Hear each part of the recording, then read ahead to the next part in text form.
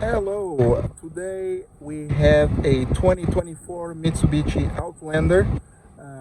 Today I'm going to be showing you how to reset the oil life on this vehicle after an oil change. If they don't reset it, you can do it yourself. It's very simple. Basically, you need this menu here, these controls here on the left hand side. Uh, Pushing it until you go to the settings menu. You'll see this gear. Push OK. And then right here we want to scroll down until we find maintenance.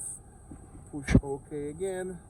On maintenance you have multiple options. Right now I'm teaching you how to reset the oil and filter, which we scroll down, push OK again, and reset and confirm.